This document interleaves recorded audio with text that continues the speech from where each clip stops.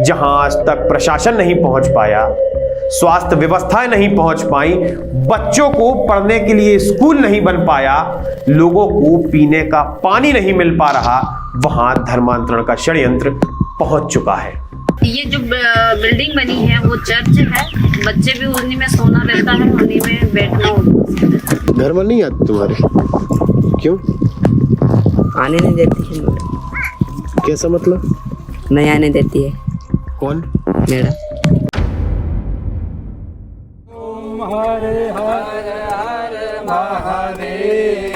अब चेंज हो गया सब, मैं अपने आप को भी बदल चुकी हूँ, मैं भी चेंज हो गई हूँ।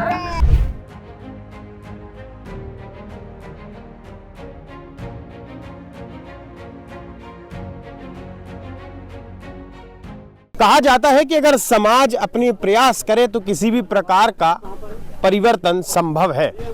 इस समय आयुध की टीम मौजूद है मेहर मग्गा में।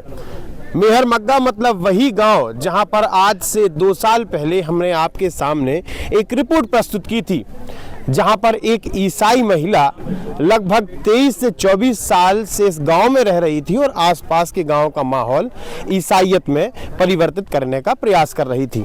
कई सारे परिवारों को ईसाई बनाने का काम उस महिला द्वारा किया गया था।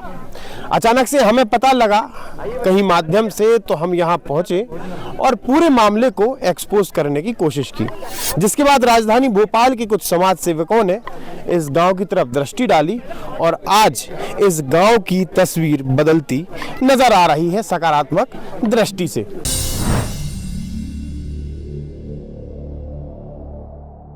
इस समय हमारे साथ प्रेम सिंह जी विष्ट, जो कि शुरुआत से ही इस गांव पर नजर रखे हुए थे, लगातार यहाँ पर समाज सेवा का कार्य कर रहे हैं। भाई साहब, एक बार बताइएगा कि किस प्रकार की स्थिति थी और आज में कितना अंतर है?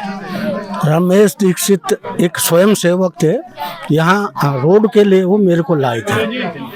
उसके बाद जब रोड के लिए हम लोग यहाँ आए, यहाँ 2-3 गांव के लोग चर्च से वो प्रार्थना करके जा रहे थे। तो मेरी उनकी बात से बात हुई कि भाई आप लोग कहाँ से आ रहे हो? तो बोले साहब चर्च से आ रहे हैं। मैंने कहा हिंदू हो कि क्रिश्चियन? बोले हम लोग तो हिंदू हैं। तो मैंने कहा भाई हिंदुओं का चर्च में क्या काम? तो बोले साहब यहाँ तो हर संडे को 2-3 गांव के लोग आते ही हैं। इस कोलार कजली खेड़ा से लेकर कोलार तक करीबन 85 गांव हैं वनवासियों के। कुछ रायसेन में है, कुछ सीहोर में है, कुछ भोपाल में है, कुछ भोपाल में। तो फिर मैं इनके पीछे लगा।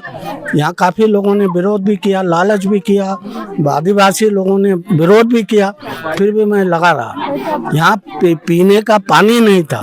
आज इस गांव में 7 ट्यूबवेल हैं, जिसमें 2.5 इंच पानी है। हर ट्यूबवेल में लाइट है, स्कूल है, रोड है, मंदिर हम लोग बना रहे हैं, शिवलिंग की स्थापना हो गई है, और बिजली, पानी, सड़क, स्कूल, ये 4 चीजें 2 साल में कर पाए। मैं अपने दर्शकों को बताना चाहूंगा कि जब शुरुआत में हम यहाँ पर आए थे तो मेन रोड से यहाँ का जो की दूरी जो है वो 2 किलोमीटर है, लेकिन आधे घंटे का समय लगता था। बड़े बड़े पत्थर, बड़े बड़े बोल्टर यहाँ पर डले हुए थे, जिन पर होकर गुजर कर यहाँ गांव में आना पड़ता था। अगर कोई व्यक्ति परेशान है, किसी महिला की डिलीवरी होनी है, तो उसे खाट पे लिटा कर लेकर जाया जाता था। लेकिन आज इस गांव में सड़क है, 7 ट्यूबवेल है, 7 ट्यूबवेल है, और जहां पर चर्च था, वर्तमान में यहाँ विद्यालय लगता है, संचालित किया जाता है सरकारी, और नजदीक में सरकारी स्कूल के लिए जगह जो है वो स्वीकृत, वो 1-2 दिन में बनाना शुरू कर देंगे। 1-2 दिन में काम शुरू हो जाएगा। इस समय हमारे साथ केसर दीदी मौजूद है, जो शुरुआत में रिपोर्टिंग करने आए थे। इनसे सवाल पूछे गए थे, इन्होंने सारे सवालों का उत्तर दिया था, जिसके बाद प्रशासन ने कार्रवाई भी की थी, जिसके बाद आपको कई बार ग्रामीणों के विरोध का सामना भी करना पड़ा। आज आपके गांव में उस दिन के बाद से अब तक कितना विकास हुआ है? कितना गांव में बदलाव है आपके? बहुत बदलाव है। पहले रास्ता नहीं था जाने आने के लिए, सड़क बन चुकी है। पानी की व्यवस्था नहीं थी तो पानी हो चुका है। मंदिर व्यवस्थित नहीं था तो मंदिर बनने जा रहा है, हालांकि बन ही चुका समझिए। और मतलब ये है कि जो विकास होना चाहिए था वो हो चुका है और आगे और चाहते हैं कि और विकास हो। और हमारे यहाँ जो लोग जिनको रोजगार नहीं है बाहर जाते हैं, तो हम ये चाहते हैं कि थोड़ा रोजगार भी उन्हें मिले ताकि महिला घर रह के अपना घर चला सके। आप भी प्रेयर करने जाने लगी थी? मैं तो बचपन से ही जाती थी। मैंने आपको पिछली बार भी बताया था कि मैं बचपन से जाती थी। फिर अब चेंज हो गया सब, मैं अपने आप को भी बदल चुकी हूँ, मैं भी चेंज हो गई हूँ। ये सब विष्णु जी का कमाल है, आपका कमाल है, इसके लिए मैं धन्यवाद दूंगी। ताकि एक मौका मिला है शिव जी की आराधना प्रार्थना करने का, उनकी सेवा करने का, तो मैं खुश हूँ। तो अब ये बदलाव देखने के बाद अब जो ग्रामीण आपसे नाराज थे, अब तो सब साथ हाँ हैं। साथ है, कुछ लोग हैं बस, ज्यादा नहीं, बाकी 99% साथ है। साथ हो सिर्फ गए एक ही % ऐसे हैं बस। खुश है सारे लोग। खुश है साथ। गांव में जो विकास हो रहा है वो खुश है। आपने सोचा था कि इतनी जल्दी सड़क बन जाएगी, नहीं, इतनी नहीं। जल्दी हम तो 7-7 बचपन- ट्यूबवेल? हम तो बचपन से देख रहे, कुछ नहीं हुआ, हम तो बचपन से देख रहे थे, इतना भी फर्क नहीं हुआ। लेकिन ये 2 सालों में बहुत चेंज हो गया। आपको 2 किलोमीटर दूर पानी भरने जाना पड़ता था, 7 ट्यूबवेल हैं आपके हाँ यहाँ जी, पे। 60 ट्यूबवेल है, पानी भरपूर है, कैसे भी भर सकते हैं पानी, जितना चाहे उतना भर सकते। सर जी आने के बाद में टिबरे लग गई और आप सब कुछ हमारी व्यवस्था कर दिया सर ने। जो सर बैठे सामने वो सर ने हमारे को पूरा व्यवस्था कर दिए। बच्चों को भी अच्छा खुशी दे रहा है, सब कुछ भोलेनाथ के लग गए तो हम आनंद में बहुत खुशी दे रहा है सब अभी। और पहले हमारे को इतना दुख होते, मेरे को बहुत दुख होता, अब मेरे दुख खत्म हो चला है, अब आधा से कम बचा दुख। सर आने के बाद में मेरी छाती में इतनी लग गई कि भोले प्रकट हो गया समझो। जय सोसा साहब, नमस्कार सर जी। जय फासन। मतलब भोले के रूप में भाई साहब जो हैं, हाँ, भोले के रूप में हमारा सर आए, मुझे काम पूरा कार्य करवा दिए समझो। पूरी इस धरती पे आप सर जी हमारे भोले समझो। बिट्टे जी हमारा सर है, माँ बाप ही हमारा जी, इस गांव का मालिक ही समझो जी। इस कारण से हमारे लोगों उनको पूरे पानी मिल गए, सब कुछ मिल गए सर। और पहले हमारे को पानी नहीं मिलते थे, ना चाय मिलती थी, ऐसे लगता था पानी की जहर की तरह पीते थे हम पानी। अरे लालच वगैरह देते थे वो लोग? को लालच क्या, चावल देते थे, कटोरा देते थे, जे देते थे 2-2 किलो 2.5 किलो चावल, उसके बाद में तुअर की दाल देते थे। ये देखिएगा कि जो यहाँ पर शिव जी के मंदिर की प्राण प्रतिष्ठा हो चुकी है और यहाँ एक बड़ा भव्य मंदिर बन रहा है जहाँ पर भूमि पूजन का कार्य आज संपन्न हो चुका है। मैं गौर से दिखाऊंगा, संजीव से बोलूंगा कि मकानों की तरफ, जो कच्चे मकान बने हुए हैं, इनकी तरफ देखिएगा कि हर एक घर पर आपको भगवा ध्वज नजर आएगा। इस गांव में लगभग 50 मकान हैं, उन 50 मकानों पर भगवा ध्वज नजर आएगा। ये सबसे बड़ा परिवर्तन है क्योंकि आज से 2 साल पहले इस गांव के लोग चर्च जाते थे, चर्च में प्रार्थना करने लगे थे और यहाँ पर ये बताया जाता था कि ईसा मसीह सारे कष्टों का निवारण करते हैं। उन्हें प्रलोभन दिए जाते थे, उन्हें लालच दी जाती थी, जैसा कि बताया गांव के पटेल ने कि दाल दिया जाता था, चावल, गेहूं, पैसे दिए जाते थे, पार्टियां कराई जाती थी जिसके माध्यम से यहाँ पर लोग प्रेयर करने जाते थे। और अगल बगल के 4 से 5 गांव पूरी तरह से उस महिला के से प्रभावित थे।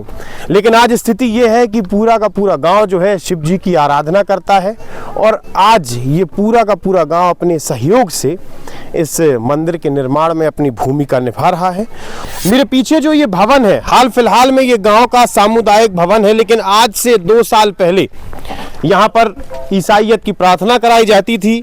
ये चर्च था और जो वो नन थी वो यहीं पर रहा करती थी और मध्य प्रदेश सहित अलग अलग प्रदेशों के छोटे छोटे मासूम बच्चों को यहाँ रखकर उनके धर्म परिवर्तन करने का लगातार काम जारी था। लेकिन आज के समय में चूंकि ये फॉरेस्ट एरिया है, यहाँ पर विद्यालय है नहीं, जिसकी वजह से यहाँ पर स्कूल लगाया जाता है और समय समय पर यहाँ समाज सेवकों द्वारा, संस्थाओं द्वारा स्वास्थ्य चिकित्सा शिविर का आयोजन भी किया जाता है। कुल मिलाकर छोटे छोटे लालच देकर, कहीं गेहूं का, कहीं चावल का, कहीं दाल का, कहीं पैसे का लालच देकर ग्रामीणों को ईसाई बनाने का जोरदार सिंडिकेट चलाया जा रहा था। लेकिन जब समाज सेवी संगठन, जब हिंदू संगठन, जब यहाँ के आसपास के रहने वाले लोगों ने इस गांव की तरफ नजर डालकर देखा तो समझ में आया कि असल में दिक्कत क्या है। जिसके बाद लगातार इस गांव में काम चल रहा है और आज सारी की सारी सुविधाएं ग्राम वासियों को मुहैया कराने की शुरुआत हो चुकी है। इस पूरे दृश्य को देखने के बाद एक बात स्पष्ट नजर आती है कि अगर किसी व्यक्ति के विचार अच्छे हों और वो व्यक्ति कोई सकारात्मक परिवर्तन करने में अपनी जीवन को झोंक दे तो सब कुछ साकार हो सकता है। आज गांव वाले खुश हैं, जहां पर एक ट्यूबवेल नहीं था वहां 7 ट्यूबवेल हैं, जहां सड़क नहीं थी वहां सड़क है, स्कूल पढ़ने के लिए नहीं था स्कूल है, साथ ही सारी की सारी व्यवस्थाएं, चिकित्सा शिविर हर सप्ताह इस गांव में लगाए जाते हैं। आप हमारे साथ जुड़े रहिए, देखते रहिए आयुध। अगर आपके शहर के आसपास भी इस प्रकार की कोई गतिविधि होती नजर आ रही है तो आप हमसे सीधा संपर्क कर सकते हैं। हम आपके सहयोग के लिए हमेशा खड़े हैं। आपका बहुत बहुत धन्यवाद। लगातार जुड़े रहने के लिए आयुध को सब्सक्राइब जरूर करें।